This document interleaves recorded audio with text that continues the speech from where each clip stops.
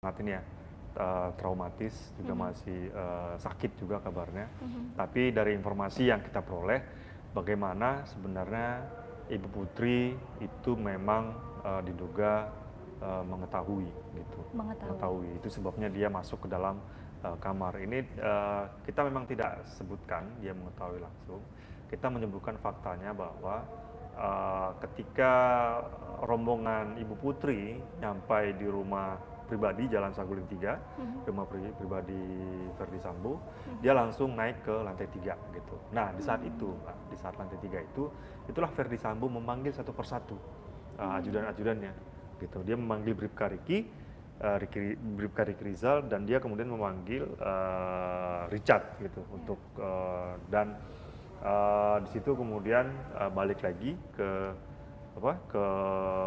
rumah dinas. Disitulah kemudian terjadi eksekusi itu. Nah, sebenarnya ada lagi informasi yang lebih menarik dan memang kami sulit verifikasi gitu. Termasuk kalau Mbak Jihan ingat ada video ya, video CCTV terakhir yang muncul ketika Ibu Putri pulang menggunakan, dan itu seperti tersebut, batik warna biru dan celana pendek piyama dan kancingnya kebuka satu itu. Nah, ada beberapa pihak yang meragukan video itu. Apakah video itu settingan apa segala macam, ini kita belum tahu.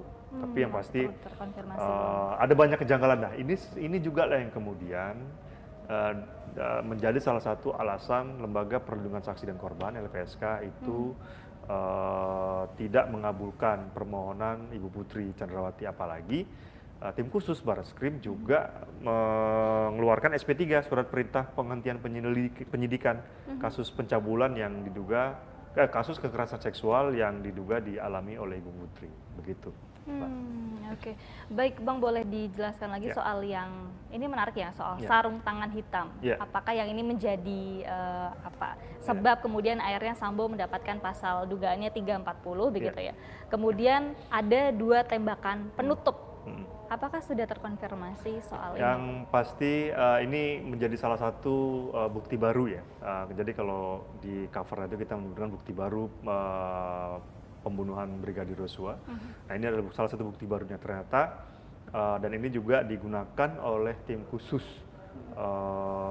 Barreskrim untuk menjerat Verdi dengan pembunuhan berencana. Jadi Verdi Sambo itu ketika datang dari rumah Saguling ke rumah Saguling, itu rumah pribadi, ke rumah dinas, dia kalau itu sudah videonya sudah jelas ya, dia pura-pura berputar segala macam. Nah, ketika turun dari mobil itu ada kamera CCTV yang menangkap dia itu sudah mengenakan sarung tangan hitam. Apakah sarung tangan hitam ini karet, latex, atau sarung tangan kulit, kita belum bisa pastikan. Yang pasti adalah sarung tangan hitam. Nah, sarung tangan hitam inilah yang kemudian dia masuk ke dalam. Nah, sarung tangan hitam inilah yang kemudian menurut petinggi kepolisian, nah kalau Mbak tadi kan nanya verifikasinya ya, menurut petinggi kepolisian ini dibenarkan, ini yang kemudian menjadi barang bukti bahwa Sambo merencanakan pembunuhan itu dengan sarung tangan hitam itu. Masalahnya adalah ketika ditanya sarung tangan hitam ini di mana, Sambo bilang itu sudah dibuang. Dia dibuangnya ke jalan gitu, kemana gitu dibuangnya. Gitu. Nah, soal tembakan terakhir itu seperti saya katakan tadi gitu. Itu sudah yang pasti Richard mengatakan Sambo ikut menembak, dan itu sudah dibenarkan oleh Pak Kapolri. Jadi ini memang rangkaian laporan kita ini, Mbak, adalah sambung menyambung. Jadi kalau ingat teman-teman pembaca juga pemirsa juga ingat, itu di minggu lalu kita ada satu tulisan tentang autopsi gitu. Autopsi si Brigadir Yosua. Di situ kan disebutkan dengan clear ada satu tembakan yang paling mematikan, yaitu di atas kepala. Dan itu adalah tembakan terakhir, dan itu dilembakkan tidak jarak yang tidak terlalu jauh begitu, dan jarak tidak terlalu, inilah yang kemudian menyebabkan, dan itu tembakan itu adalah peluru dari belakang ini, Mbak, belakang agak kiri telinga ini, tembus ke hidung. Itu yang salah satu yang ya, tembakan kepala ada 2 ya. Satu dari, kalau nggak salah ya, satu dari mulut tembus ke bahu kiri atau kanan, yang kedua adalah kepala di belakang tembus ke hidung. Itu yang mengakhiri nyawa. Itu mengakhiri nyawanya, menurut sumber kita.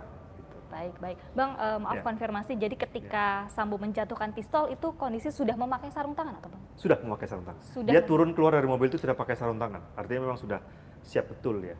Entah siap untuk apapun itu saya tidak tahu. Baik. Sekarang kita beralih ke soal ini Bang. Ketika pertama kali Sambo diundang oleh Kapolri, ya, dipanggil oleh Kapolri ini, saya mencatat tanggal 6 Juli, kemudian akhirnya baru membuat pengakuan di Senin 8 Juli begitu.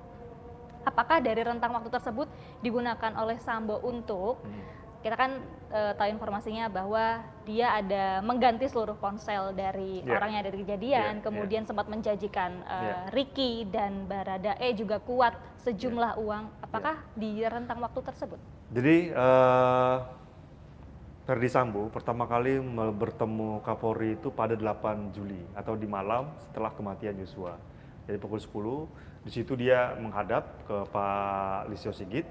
Kemudian Pak Kapolri menanyakan kepada Sambo apakah dia terlibat atau ikut menembak.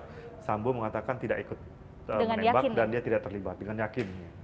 Pertemuan itu ada sekitar setengah jam yang pernah kemarin kita tulis gitu. Nah, kemudian ini yang menarik sebenarnya. Di perjalanan selama katakanlah seminggu ya, selama akhir Juli kemarin, itu kan sudah mulai banyak perkembangan, sudah mulai terungkap satu persatu, yang intinya adalah kronologis yang diceritakan oleh Ferdy Sambo yang dilaporkan ke Polres Jakarta Selatan dan disampaikan Mabes Humas Polri sebelumnya itu mulai meragukan gitu. Nah, saat itulah Pak Sigit itu mulai menjaga jarak dengan Sambo gitu, mulai menjaga jarak, tidak berkomunikasi lagi dengan dia gitu. Sampai kepada satu titik ketika si Richard mulai bersuara seperti yang saya katakan tadi, dia mengatakan ada Sambo yang menembak